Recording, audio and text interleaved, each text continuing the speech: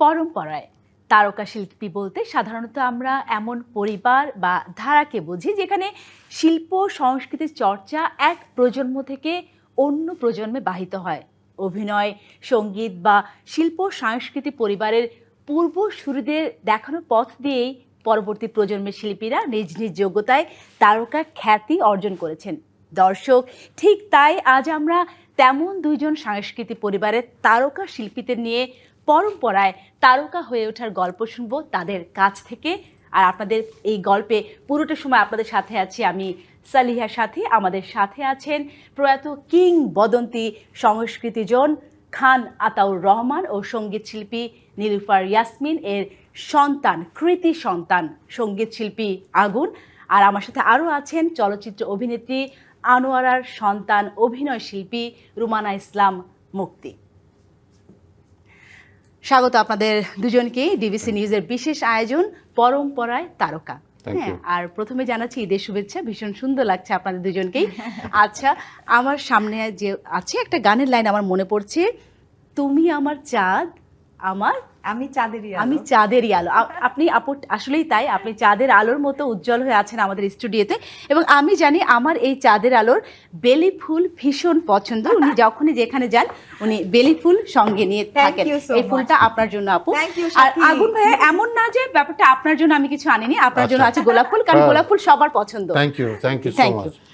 আচ্ছা, আমরা শুরু করি মুক্তি আপুকে দিয়ে। মুক্তি আপু, দর্শকরা হয়তো একটা জিনিস জানেন না, আমরা সবাই যাকে মুক্তি নামে চিনি তার আরো একটি ডাকনাম আছে। সেই ডাকনামটা আমরা আজকে তার কাছ থেকে শুনবো। আমি কি ঠিক বলেছি মুক্তি আপু? হ্যাঁ হ্যাঁ, একদম ঠিক সাথী। আমার আরেকটা নাম আছে, ওটা আমার দাদার দেয়া। আচ্ছা, ওই নামটা হচ্ছে সাগরিকা। ওকে, হ্যাঁ। আচ্ছা, সাগরিকা দিয়ে কিন্তু গানও আছে ভাই, সাগরিকা বেঁচে আছি মানে তোমারই ভালোবাসা, তোমারই ভালোবাসা। হ্যাঁ, এই যে আমরা আজকে জানলাম দর্শক আমাদের মুক্তি আপুর আরেকটা নাম, এবং এই নামটা মুক্তি আপুর ভীষণ পছন্দের, কিন্তু কোনভাবে হয়তো বা এটা দর্শকরা জানে না। একটু অজানা তথ্য দিয়ে আজকের আমাদের শো শুরু হলো। মুক্তি আপু, আপনার কাছে আমার প্রথম যেটা জানার ইচ্ছা, আপনি যখন প্রথম চলচ্চিত্র অঙ্গনে তো টুডে টুমোরো পা রাখবেন এটা সবাই জানতো, কারণ আপনি প্রখ্যাত অভিনয় শিল্পী আনোয়ারার সন্তান। দিন যাবে আসবে কিন্তু আপনি চলচ্চিত্র অঙ্গনে পা রাখবেন, এটাই সবার প্রত্যাশা ছিল। আপনি যখন যেই সময়টাতে চলচ্চিত্রে পা রেখেছেন তখন আপনি একেবারে বলতে গেলে শিশু শিল্পী। আমার যদি ভুল না হয়ে থাকে, আপনি প্রথম চলচ্চিত্রে কাজ করেছেন মেবি তখন আপনি পঞ্চম শ্রেণীর ছাত্রী, পদ্মা নদীর মাঝিতে, এবং আপনি কুবেরের গোপী ক্যারেক্টারটা আপনি করেছিলেন। এবং দর্শক একটা কথা বলতে চাই, সেই গোপী ক্যারেক্টারের ভীষণ মজার একটা পার্ট আছে। আমাদের মুক্তি আপা মাশাআল্লাহ এত সুন্দর, ওনার গায়ের রং এত সুন্দর, কিন্তু গায়ের রঙের সাথে ক্যারেক্টারটা যাচ্ছিল না, সেই জন্য আপা একটা ট্রিক্স ফলো করেছিলেন এবং সেই শিশু বয়সেই তাকে একটা কষ্ট করতে হয়েছিল। সেই গল্পটাও শুনবো আপু, সেই চলচ্চিত্রে আসার গল্পটা এবং গোপী ক্যারেক্টার ধারণ করার জন্য আপনাকে কি করতে হয়েছিল সেই গল্পটা আমাদের সাথে শেয়ার করবেন। ও একদম স্টাডি করে আসছে। হ্যাঁ, ভালো তো, ভালো ভালো, খুব ভালো। হ্যাঁ, আমার যে গোপী ক্যারেক্টারের জন্য মাঝির মেয়ে, হ্যাঁ আসাদ, কুবের মাঝি, হ্যাঁ কুবের মাঝির মেয়ে আসাদ মামা আর হচ্ছে চম্পান্টির মেয়ের ক্যারেক্টার ছিল। তো যখন আমাকে গৌতম ঘোষ মানে আঙ্কেল যখন দেখলেন, উনি যখন আমাকে দেখলেন তখন বললেন জাল্লা ও এত ফর্সা, অনেক ফর্সা ছিলাম তখন। এখন আছে না ওই রংটা তো আর নাই। তো যাই হোক, তো তখন আমাকে বললো যে ওকে একটু কালো করতে হবে, কিন্তু কোনো মেকআপ দেয়া যাবে না। হ্যাঁ, তখন কিভাবে করতে হবে, তো সরিষার তেল, হ্যাঁ ওই যে মুখে, গলায়, হাতে আর হাঁটু পর্যন্ত 7 দিন আমাকে 1 ঘন্টা করে বসায় রাখতো রোদে। একটা মানে ফার্স্ট অভিজ্ঞতা, তাহলে খুব ভালো বলা যাচ্ছে না যে তেল মেখে রোদের মধ্যে বসে আছে ট্যান করার জন্য। এবং আমি কিন্তু তখনও কিন্তু আমি খুব এক্সাইটেড যে না হই কালো, সমস্যা নাই, আমি করবো, অ্যাক্টিং করব। হ্যাঁ, তারপর ওই যে গায়ের রংটা ছিল সেটা দিয়ে কিন্তু শুটিং করা হয়। আচ্ছা, আর তারপরে প্রথম বড় চলচ্চিত্র ছিল চাঁদের আলো। আচ্ছা, সেটার গল্পটা একটু শুনি। না, প্রথম আমাদের যখন পদ্মা নদীর মাঝিটা আমাদের শেষ পর্যায়ে, তারপরে চাঁদের আলো শুটিংটা শুরু হয়। আর লড়াই যুদ্ধ লড়াই যুদ্ধ নামেও একটা সিনেমা ছিল, ওইটাও শুরু হয়। ওটাতে নায়ক ছিল নাইম ভাই লড়াই যুদ্ধতে, আর এটা হচ্ছে চাঁদের আলোতে ছিল ওমর সানি ভাই। আচ্ছা, তো কিন্তু চাঁদের আলো আগে রিলিজ হয়ে যায়, পদ্মা নদী মাঝির ছবির আগে। ও আচ্ছা আচ্ছা, আগে রিলিজ হয় চাঁদের আলো, পরে হয় পদ্মা নদীর মাঝি, তারপর লড়াই। তো ওই প্রথমটাতেই তো সুপার ডুপার হিট হয়ে গেল। এবং আগুন ভাই, আমি কিন্তু আরেকটা ঘটনা জানি, আমার দর্শকদের আমি সেটা জানাতে চাই। চাঁদের আলোর মুভিতে শুটিং করার সময় তার নায়ক ছিল ওমর সানি হ্যাঁ। এবং একটা শট দেওয়ার পরে সে কাঁদতে কাঁদতে শেষ। হ্যাঁ, হ্যাঁ, কারণ কি? ভীষণ কান্না করেছিল সে। আমার একটা রোমান্টিক সিনে। একটা রোমান্টিক সিনে গালের মধ্যে একটা চুমু দেওয়ার একটা ছিল, আর কেন দিল এর জন্য। হ্যাঁ, অনেক কান্নাকাটি পরে আবার আম্মু বুঝালো এটা তো সত্যি কিছু না, এটা অ্যাক্টিং। হ্যাঁ, Acting, হ্যাঁ। তারপর আমাদের যে মানে পরিচালক ছিলেন নজরুল মামা, উনিও বুঝালেন যে আরে বোকা মেয়ে, এটা তো অভিনয়, এটা তো সত্যি কিছু না। সত্যি কিছু না, হ্যাঁ। পরে ধীরে ধীরে বুঝলাম যে না, ঠিক আছে। আচ্ছা মুক্তি আপু, আমি যদি পুরোটা বলি তাহলে ব্যাপারটা কি, আপনি আসলে কিছু বুঝে ওঠার আগেই অভিনয়ে এসেছেন, চলচ্চিত্রে এসেছেন এবং ঠিক একইভাবে কিছু বুঝে ওঠার আগে আপনি চলচ্চিত্র থেকে হারিয়ে গেছেন। হ্যাঁ, হারিয়ে যাওয়ার কারণ ছিল কারণ আমার স্কুল থেকে একটা বাধা, যে এত অল্প বয়সে যদিও নায়িকার ক্যারেক্টারে চলে যায় এবং একের পর এক যদি সিনেমা করে তাহলে আমার মানে পড়াশোনাটার অনেক ক্ষতি হবে, যে কারণে আচ্ছা। আমাকে স্টপ করে দেয়া হয় স্কুল থেকেই, স্কুল যে না থেকেই। এখন না, তুমি বড় হও বা তারপরে তুমি এইচএসসি দাও, বের হও, দেন তুমি যদি ইচ্ছা হয় তখন তুমি কাজ করো। আচ্ছা সুন্দর। এবার আমি আসি আগুন ভাইয়ের কাছে। আগুন আসলে ওনাকে আমি কি বিশেষণে বিশেষায়িত করবো আমি জানি না, কোনো কারণে এমন কোনো সেক্টর নাই যেখানে আগুন ধরার নেই। হ্যাঁ, আমি সুরকার বলি, গীতিকার বলি, অভিনয় শিল্পী বলি, সব কিছুতে আগুন ভাই আছেন এবং আমি সবসময় ওনাকে বলতে যেটা পছন্দ করি, উনি হচ্ছে ফায়ার দা আগুন। হ্যাঁ, তো ফায়ার দা আগুন ভাইয়া আপনার কাছে আমি জানতে চাইবো, এবং আপনার আসলে আপনি খান আতাউর রহমানের এবং নীলুফার ইয়াসমিনের মতো মানে দুই নক্ষত্র দম্পতি তারকা, তাদের সন্তান আপনি। তো আপনার যদি আমি বলি শুরুটা হয়তো বা খুব বেশি মসৃণই ছিল, কারণ আপনি এমন দুটি মহিরুহু বটবৃক্ষের ছায়াতলে আপনি বড় হয়েছেন, আপনার শৈশব পেয়েছেন। তো নিঃসন্দেহে গ্রুমিংটা ভালো ছিল, গ্রুমিংটা আপনার ভীষণ আমার ভালো গ্রুমিংটা ছিল। ভালো ছিল। এবং আপনার প্রথম যে প্লেব্যাক সিঙ্গার আপনি হন কেয়ামত থেকে কেয়ামত ওটা ছবিতে, আমার প্রথম রিলিজ। প্রথম রিলিজ। এর আগে কিন্তু আমি দুইটা চারটা গান গেয়েছিলাম, আচ্ছা। কিন্তু রিলিজ হয়েছে কেয়ামত থেকে কেয়ামত সবচেয়ে প্রথম, উইথ রুনা লায়লা, এবং এটা কিন্তু এগুলি বিরাট ভাগ্যের ব্যাপার। এমন নিঃসন্দেহে। হতে পারতো যে যেই ছবির গানগুলো আগে গেয়েছি, আর একটা দুটো ছবি গেয়েছিলাম, এমন তো হতে পারতো যে ওগুলো আগে রিলিজ হলো কিন্তু আশার আলো দেখলো না, কিন্তু আমার ক্ষেত্রে এটা হয় নাই। হ্যাঁ। এবং সেই গানে মানে সে যে বাবার সন্তান, তার প্রথম যেটা প্লেব্যাক হয়েছে, বাবা বলে এ ছেলে নাম করবে সারা পৃথিবী তাকে মনে রাখবো, এবং তাই কিন্তু উনি প্রমাণ করে দেখিয়ে দিয়েছেন। আমি সেই গল্পটা আমি শুনতে চাই। এখানে একটা কথা বলবো, আপনার কি যেন প্রথম ছবি কেয়ামত থেকে কেয়ামত, কেয়ামত, হ্যাঁ। হ্যাঁ ওইটা, ওই ছবির জন্য কিন্তু সোহান মামা প্রথমে আমার কাছে আসে আরে ওই সিনেমার জন্য, কিন্তু ওই যে হ্যাঁ। স্কুল থেকে নিষেধ, যে কারণে আমি করতে পারিনি। তবে মৌসুমী আপা আমার চাইতে অনেক ভালো অভিনেত্রী এবং অনেক সুন্দর, অনেক সুন্দরী উনি। আমি ছবিটা দেখেছি এবং খুব ভালো লেগেছে ওনাকে। এখন আগুন ভাই, আমি বাবা বলে এ ছেলে গানটা আমি শুনতে চাই। বাবা বলে ছেলে নাম করবে সারা পৃথিবী তাকে মনে রাখবে, শুধু এ কথা কেউ জানে না আগামী দিনের ঠিকানা। বাবা বলে ছেলে নাম করবে। ছেলে আসলে নাম করেছে। আচ্ছা অল্প ভাইয়া, স্বল্প। না মোটেও না, মোটেও না, এটা আপনার বিনয় থেকে আপনি হয়তো বলছেন অল্প স্বল্প, কিন্তু মোটেও আগুন আমাদের কাছে অল্প স্বল্প কিছু না, বিশাল কিছু। ভাইয়া আপনার তারপরে যদি আমি বলি যে আপনার প্রথম চলচ্চিত্রে যে কাজের শুরুটা এখনো অনেক রাত, এখন অনেক রাত আমি অভিনয় করেছেন। আপনার আমার খান আতাউর আমার বাবার মুভি ছবিতে, ছিলেন, হ্যাঁ। এবং আপনি সেখানেও বাজিমাত করেছেন। কেন বলছি, আপনি সেখানে আপনি কণ্ঠ দেওয়ার জন্য আপনি বাদশাহ পুরস্কার পেয়েছেন। তো এই যে আপনার জার্নিটা, এই জার্নিটা আপনার কেমন ছিল? আমার আসলে বয়সটা এত কম ছিল, সম্ভবত 21 তো আমার কেমন থেকে কেমন গাওয়া, 22-এ রিলিজ, 93-তে রিলিজ হলো, কিন্তু আমার মানে সব কিছুই অগোছালো আসলে। আমি নিজেও জানতাম না যে রুনা আন্টির মতো একটা সিঙ্গারের সাথে আমি গান গাইতে যাচ্ছি, কিংবা কেয়ামত থেকে কেয়ামত রিলিজ হয়ে যাওয়ার পরে এখনো অনেক রাত, সব কিছু আসলে আমার কাছে একদম গোলক ধাঁধার মতন। বিকজ আমি আবারও বলছি যে বয়সটা এতই কম ছিল, আমার কোনো কিছু বুঝে ওঠার আগেই সব কিছু প্রাপ্তি। হ্যাঁ। জাকির হোসেন রাজু আছে না, আমাদের ফিল্ম ডিরেক্টর, পৃথিবীতে সুখ বলে যদি কিছু থেকে থাকে, ওটার রাইটার, তো উনি আমার বাবার অ্যাসিস্ট করতেন। শেষ দিকে যখন আব্বা অ্যাসিস্ট করছিলেন তখন রাজু চাচাকে একদিন বলেছিলেন আব্বা যে রাজু, আগুনকে নিয়ে আমার ভীষণ ভয় হয়। তখন রাজু চাচা বলেছে কেন? বলে আব্বা বলেছে রাজু এত কম বয়সে সব কিছু পেয়ে গেল, ও ঠিক থাকতে পারবে তো? মানে স্টারিজম তাকে আসলে গ্রাস করবে কি করবে না এই ভয়টা পেয়েছিল আব্বা, যে মানে আমি কি হুনুরে এরকম একটা ভাব হয়তো আমার হবে। কিন্তু সেটা তো আমার হওয়ার কোনো প্রশ্নই ওঠে না, বিকজ আমি ছোটবেলা থেকে এত বড় বড় স্টার দেখে বড় হয়েছি যে এই স্টারিজমটাই আমার কাছে মনে হচ্ছে যে সাধারণ জীবনযাপন। যে রাস্তা দিয়ে কোথাও গেলে আগুন যায়, এইটা আমাকে ওইভাবে কখনো নাড়া দেয় নাই যে আমি কি হয়ে গেছি, বরং এটা আমার মধ্যে আরও বিনয় জন্ম দিয়েছে যে আল্লাহ কত মেহেরবান আমার প্রতি, যে জীবনের প্রথম ব্যান্ড করলাম যখন 19 বছর বয়সে সাডেন, তখন অ্যালবাম সুপারহিট, তখন কে জানতো যে আমি খানাতর ছেলে? কেউ জানতো না। হ্যাঁ, এবং যে জিনিসের সবচেয়ে ভয়ঙ্কর জিনিস যে বিখ্যাত বাবা মার সন্তান হওয়া মানে কিন্তু একটা হার্ডল পার হওয়া, এবং তাদের মধ্যে একটা সবসময় একটা মানসিক চাপ থেকেই যায়। থাকে। কিন্তু আমার যখন 19 বছর, যখন সাডেন রিলিজ হয়ে ফাটাফাটি অবস্থা, কেউ জানতো না আমি খানাতর ছেলে।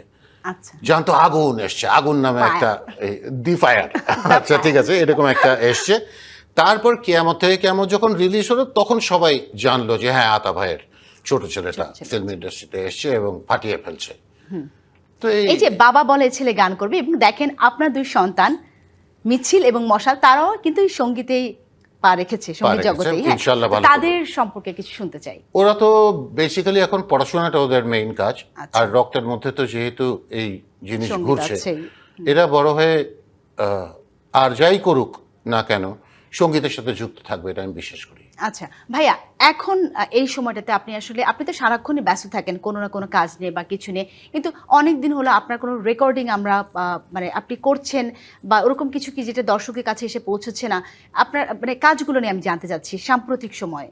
আমার তো গান রিলিজ হচ্ছে, আচ্ছা। গানগুলো একদমই সত্যি কথা দর্শকদের কাছে পৌঁছাচ্ছে না, কেন? বিকজ হচ্ছে এই এই কন্টেন্টগুলোকে দর্শকদের কাছে পৌঁছানোর জন্য যে বুস্টিংটা করা দরকার, আচ্ছা, বুস্ট, আমি কিন্তু বুস্টের পক্ষে, সব সময় আমি বুস্টের পক্ষে। যে একটা গান রিলিজ করলাম কিন্তু সেটার বুস্টিং হলো না, প্রচারণা হলো না, সেটা তো সেইভাবে তো মার্কেটিং এর অভাব থেকে যায় কিন্তু গানে। আমি যদি আপনাদের সময়ের কথা বলি, সেই সময় তাহলে বুস্টিংটা কি ছিল? মানে পোস্টার, yes, only poster। হ্যাঁ, একটা পোস্টারের মাধ্যমে আপনারা যেরকম ধামাকা একটা আপনাদের মানে হতো পাবলিকলি পৌঁছে যেত, কিন্তু এখন তাহলে কেন, কোথায় আসলে সমস্যা? কিন্তু কোনো সিন্ডিকেটের ব্যাপার আছে? না, কোনো সিন্ডিকেটের তাহলে ভাইয়া ব্যাপার স্যাপার কিচ্ছু নাই, কোনো সিন্ডিকেট না, কিচ্ছু না। আচ্ছা, যে যত বুস্ট করতে পারে, একটা গান রেকর্ড করতে কয় টাকা লাগে? লাখখানেক টাকার মতো লাগে। আচ্ছা। কিন্তু সেটার পিছনে বুস্টিং খরচ যদি 5 লক্ষ টাকা না হয়, সেই গান আলোর মুখ দেখার কোনো চান্স নাই। এখন যদি নেহায়েত আল্লাহ বলে যে এই গানটার বুস্টিং নাই, কিছু নাই, তাও যাও, এটা হিট। তাহলে এই যে ধরেন আমি একটা ধরে নিলাম যে 5 লাখ টাকার যে কথাটা, সেই 5 লাখ টাকা দিবেটাকে? যে গান গাবে সেই লগ্নি করবে? তাই তো করার কথা, বিকজ এখন প্রোডাকশন হাউসগুলো যেরকম হয়েছে, প্রোডাকশন হাউসগুলো নামে মাত্র 25% বেনিফিট নেওয়ার জন্য বসে আছে, সেটা যেভাবেই হোক না কেন। কিন্তু এটা আমার মনে হয় যে প্রডিউসার তার তো করাই উচিত, কিন্তু আমি যদি নিজের গান করি, আর এখন যেটা হয়েছে যে সবার নিজের পেজ হয়ে গেছে, সবার আলাদা আইডেন্টিটি হয়ে গেছে, ইউটিউব চ্যানেল আছে, তো সেই একটা ব্যানারে না দিয়ে সেটা নিজের ইউটিউব চ্যানেলে দিয়ে সেটার উপরে এরকম বড় একটা বুস্ট করলেই তো কাজটা হয়ে যায়। আচ্ছা, ঠিক আছে।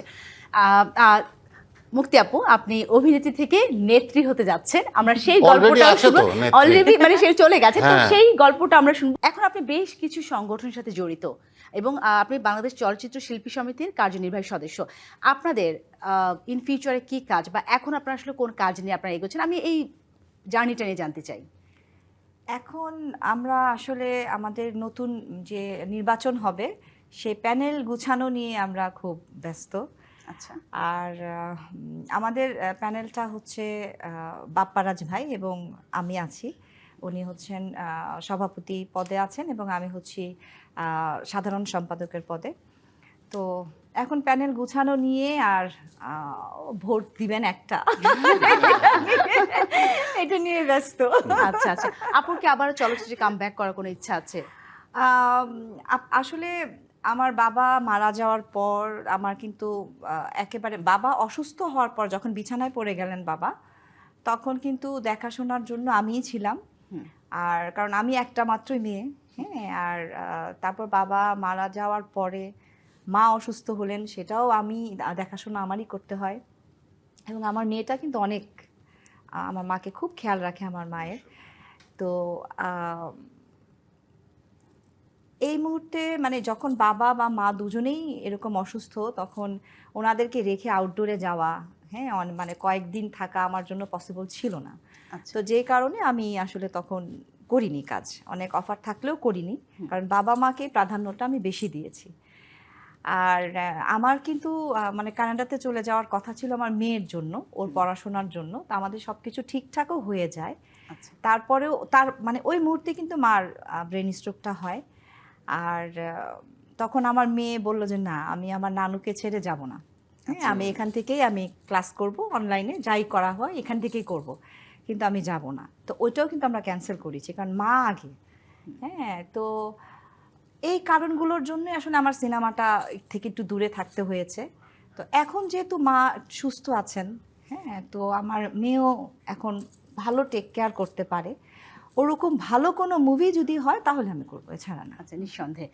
আগুন ভাইয়া, আপনার কাছে আমার আরেকটি বিষয় জানার ছিল। আপনাদের, আমি যে বললাম, আপনাদের একটা রাজস্বিক একটা উত্থান আপনাদের ফ্যামিলিগত কারণে, এবং সেই জায়গাটা থেকে যদি বলি সঙ্গীত অঙ্গনে আপনার যাত্রাটা আসলে খুব মসৃণ ছিল, যদি আমি শুরুর দিকের কথা বলি। কিন্তু হয় না, নেটিজেনদের কাছে কি কখনো এরকম কটাক্ষ শুনতে হয়েছে, আরে ও তো স্টার কিড, হ্যাঁ, ওর আবার কিসের এত মানে স্ট্রাগল বা কিছু আর কি? না, হ্যাঁ, এটা শুনতে হয়নি আমার। আচ্ছা, কেননা আমার ক্ষেত্রে এটা কার্যকর হয় নাই তো। আচ্ছা আমি বললাম না, আমি খানাতার ছেলে হওয়ার আগেই আগুন হয়ে বের হয়েছি। আচ্ছা সো ওই জিনিসটা আমাকে বদার করে নাই একদমই। আচ্ছা, কে তার কি মানে বললো কখনোই না বললো। মানে কোনো অবস্ট্যাকল বা কোনো বাধা বা কোনো কিছুতে অবস্টাকল যদি হয়ে থাকে, নিজের দোষে নিজের হয়েছে, আচ্ছা বা আমার জন্য কোনো কিছু আমার প্রভাব পড়েনি কখনোই। আচ্ছা আচ্ছা। এখন আপনার বাবা তো একাধারে সঙ্গীত শিল্পী, ওরে বাপরে অভিনয় বাপ। শিল্পী, এবং তার সাথে সাথে উনি একজন Complete চলচ্চিত্র artist, নির্মাতা, complete complete। artist। তো আপনার তো সবগুলো স্টেপ মোটামুটি মানে শেষ, কিন্তু বাকি আছে চলচ্চিত্র নির্মাতা হিসেবে আত্মপ্রকাশ করা। সেই জায়গাটা থেকে কাজ করার ইচ্ছা আছে? কোনো দিনই না, কোনো দিনই না। আমি আব্বার মতন না, আমি খুব সাদামাটা একটা শিল্পী। আমি গানটা একটু ভালো বুঝি, অভিনয়টা মোটামুটি বুঝি, এই দুটো নিয়েই থাকতে চাই।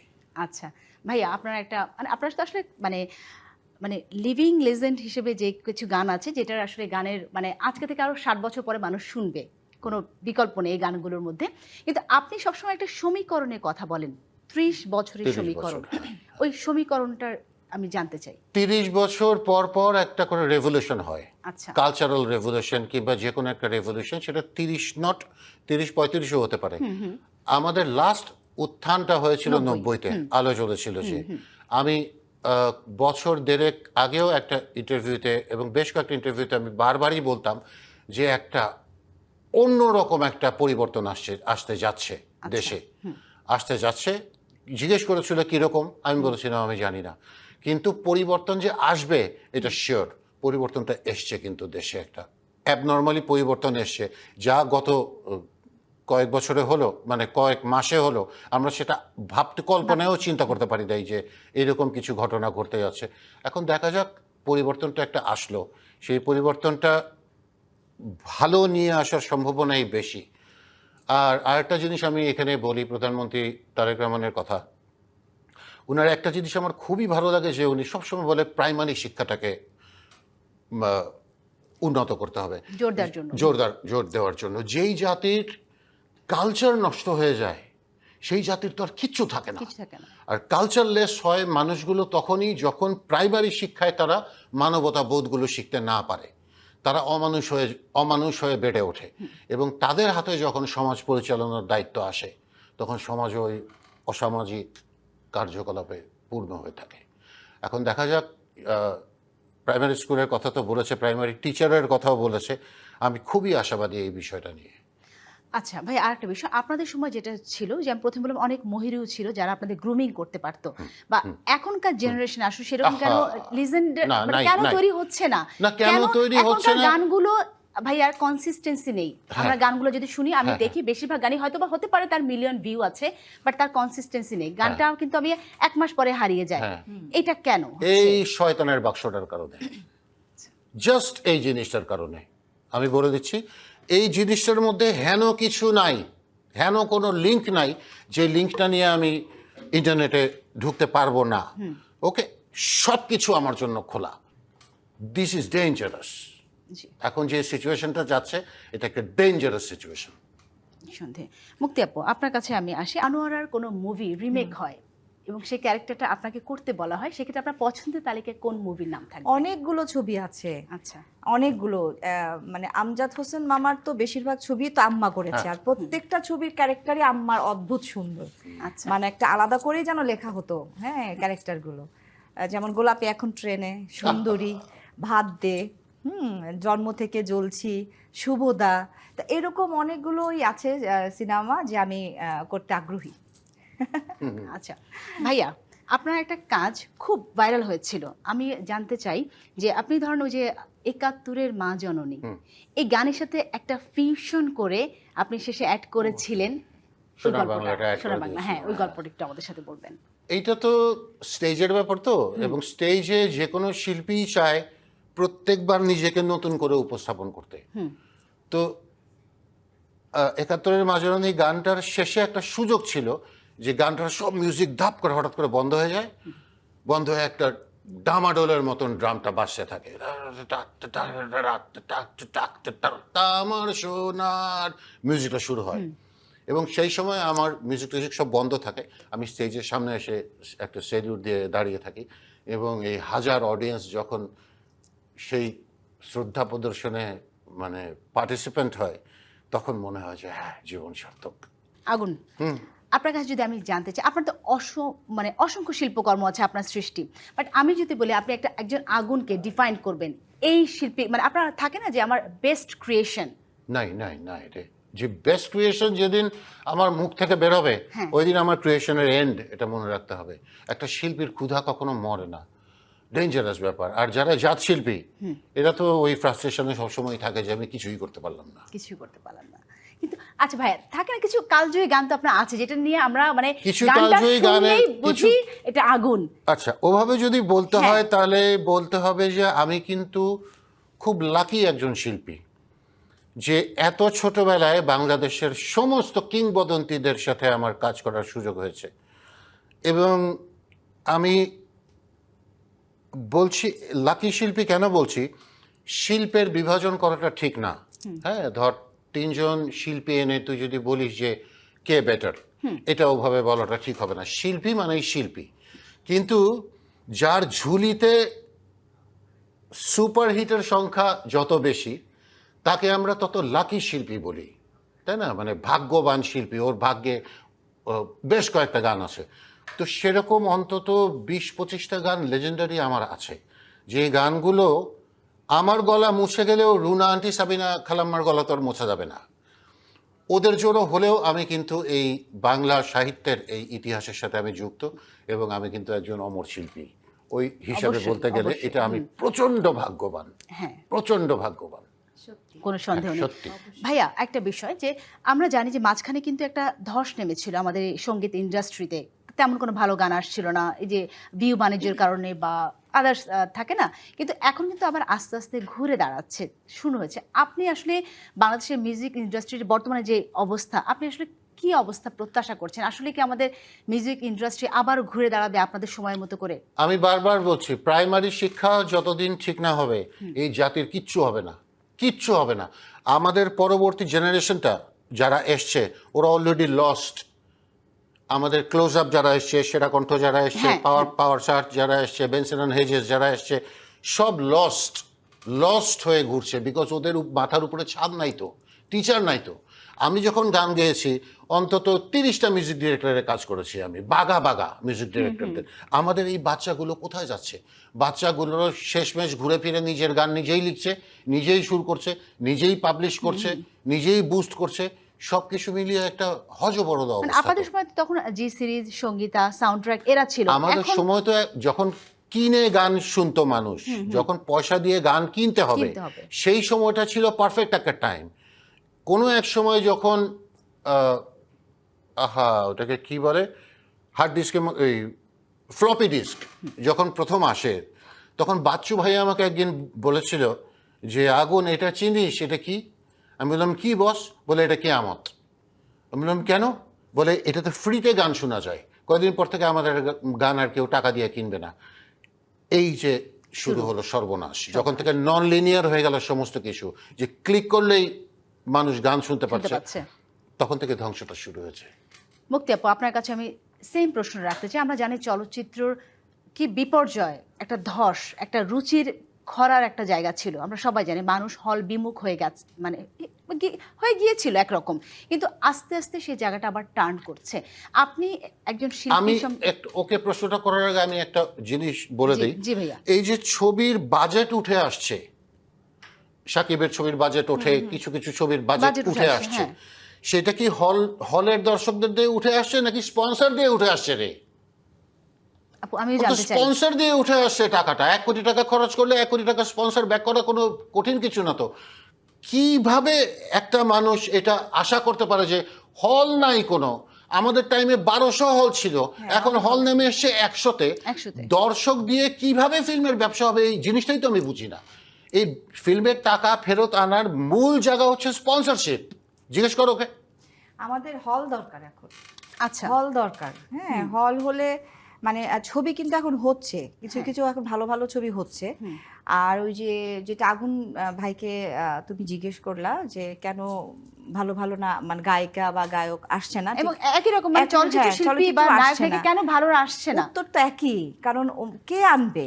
হ্যাঁ, যারা নাকি কে আনবে, হ্যাঁ, কে আসবে? যে কে আসবে, আর যারা নাকি তৈরি করেছেন, নায়ক নায়িকা যারা তৈরি করেছেন, তারা তো এখন বেশিরভাগই নাই। আর যারা আছেন মানে দুনিয়া থেকে চলে গেছেন, মুষ্টিমেয়। আর যারা আছেন তাদেরকে তো মানে ওরকম ভাবে তাদেরকে কিন্তু ছবি দেয়া হচ্ছে না। হ্যাঁ, তারা মানে আসলে এটা মনেও করে মানে এটা আমার কাছে মনে হয় যে ওনারা হয়তো মনে করে যে সেই দিনের মানে ডিরেকশন আর এখনের ডিরেকশন এক হবে না। হ্যাঁ, তো আমার মনে হয় একটা বিশ্বাস রাখা উচিত। ওনারা কিন্তু অনেক সুপার ডুপার ছবি অবশ্যই, হিট দিয়েছেন। হ্যাঁ, অবশ্যই। এই শাকিব খানকে কে তৈরি করেছেন? হ্যাঁ, একজন শাবনাজ, একজন নাইম, একজন মান্না ভাই, একজন ওরে বাপরে। সালমান শাহ, হ্যাঁ, শাবনূর। হ্যাঁ, তো ওনাদেরকে কে তৈরি করেছিলেন? তো ওরকম তো সুযোগটা দিতে হবে পরিচালকদেরকে। আর ভালো ভালো ছেলেমেয়েরা যে আসবে, এখন ইউটিউবটা খুললে কি অবস্থা, ইস, ইউটিউবটা খুললে কন্টেন্ট ক্রিয়েটর নায়িকা। হ্যাঁ, মানে আমরাও চিনি না, কিন্তু তারা কিন্তু নিজেদেরকে নায়িকা বলে দাবি করে, হ্যাঁ। কিন্তু আমরাও কিন্তু চিনি না চিনি না, এরা হ্যাঁ, কারা। তো আমাদেরও তো সন্তান আছে, ওদের কাছেও হাতেও তো থাকে, মোবাইলটা থাকে না, ওরাও তো দেখে, ওদেরও তো প্রশ্ন ওরা যে এটা দেখছে কি? যে আমার বাবা মা কোন ইন্ডাস্ট্রিতে কাজ হ্যাঁ করে। হ্যাঁ, রাইট। লজ্জার ব্যাপার এটা হ্যাঁ, একটা। এখন আমি আমার মেয়েকে যদি বলবো যে মা তুমি আসো একটা ভালো ফিল্ম করো, ও কি রাজি হবে? ও বলবে যে না, কি মানে কি অবস্থা এখানে। তো অনেক কিছুই ঠিক করার আছে আসলে। জি। Yes, yes, আসলে অনেক ব্যাপারটা কিছু ঠিক যেটা হচ্ছে করার আছে। ঈদের সময় আমরা অনেক সিরিয়াস কথা বলে ফেলেছি, এবার একটু আনন্দের ইসে আসে। আমি একটু স্মৃতিচারণ করতে চাই আপনাদের সাথে। ঈদের সময়টা আপনার বাবা মা সবার সাথে কিভাবে কাটতো, ঈদের দিন আপনি কি করতেন, সবকিছু মিলে ঈদের প্ল্যানটা কেমন হতো? ঈদের দিন আমি সবসময় আমার যা যা কিনতাম, জুতাটা সহ, ক্লিপটা সহ আমি লুকায় রাখতাম এমন ভাবে কেউ দেখতে যেন না না পারে। দেখে। আচ্ছা। হ্যাঁ, এটিএম মামা আছে না, এটিএম শামসুজ্জামান মামা, তো ওনার মেজো মেয়ে, কোয়েল নাম। তো ও সেদিনও আমার সাথে দেখা হলো, তখন ও আমাকে বললো যে তুই এমন ছিলি, এরকম একদিন আমার সাথে এরকম করলি। এক ঈদে ওর ঈদের ড্রেসটা এত সুন্দর ছিল, আমার কাছে খুব ভালো লেগেছিল। মানে ঈদের আগের দিন আমি ওই দেখিয়েছিল। ড্রেসটা পরি, ওর ড্রেসটা পরে ওকে বলে যে আমি ঘুরতে গেলাম, বাইরে গেলাম, চলে যাই। ওর এখন ওইটা মনে আছে, ওর ওর ঈদের ড্রেসটা আমি পরে চলে গেছিলাম।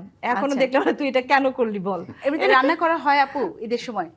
এটা তো হয়, এটা হয়, স্বাভাবিক। আচ্ছা, হ্যাঁ, আচ্ছা। এটা তো হবেই। তবে আমাদের বাসায় খুব আনন্দ হয়, আমরা সবাই মিলে একসাথে, খুব মানে আমাদের গৃহকর্মী থেকে শুরু করে সবাই আমরা একসাথে হইচই করে ঈদটা পালন করি। এখন তো বাবা নাই, বাবা ছাড়াই ঈদ করতে হয়, কিন্তু মাকে যতটুকু সময় দেয়া যায়, মানে ঈদের মধ্যে, ঈদ ছাড়াও ঈদের মধ্যে একটু ঘুরে বেড়ানো, এখানে সেখানে নিয়ে যাওয়া, এগুলো করি।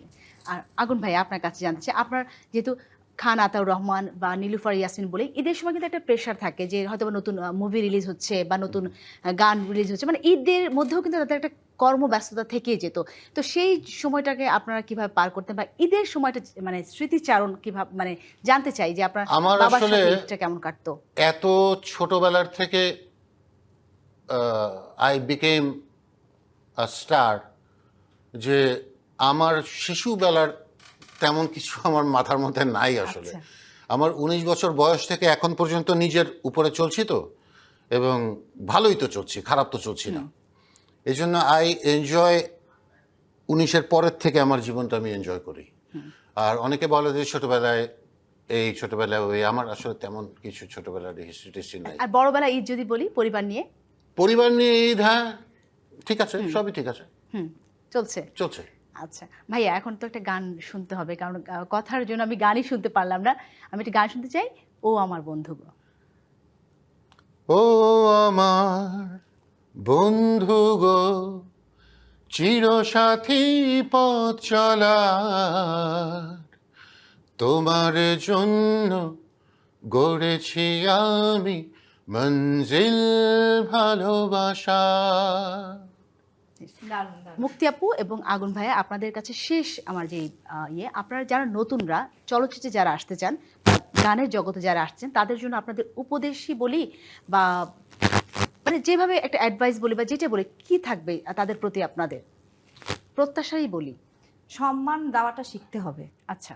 সিনিয়রদেরকে সম্মান দেওয়াটা শিখতে হবে। যেরকম আমরা যে সিনিয়র কেউ দাঁড়িয়ে আছে, সাথে সাথে কিন্তু চেয়ার থেকে উঠে গিয়ে বসতে দিতাম।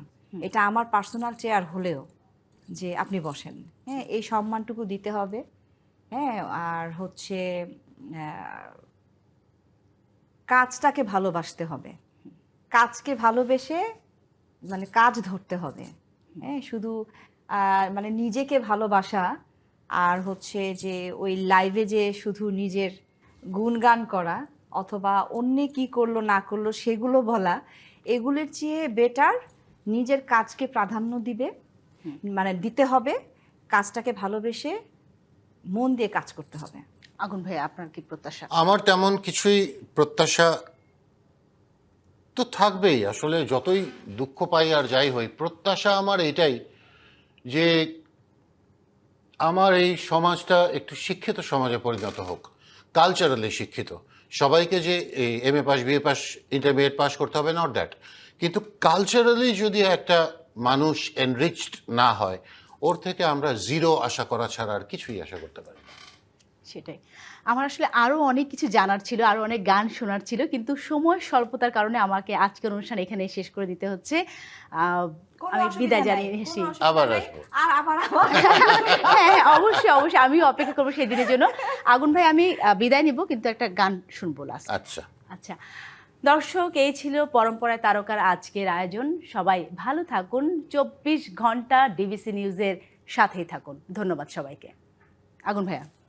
পৃথিবীতে সুখ বলে যদি কিছু থেকে থাকে, তার নাম ভালোবাসা,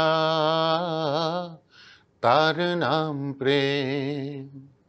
জ্বলে পুড়ে মরার মাঝে যদি কোনো সুখ থাকে, তার নাম ভালোবাসা,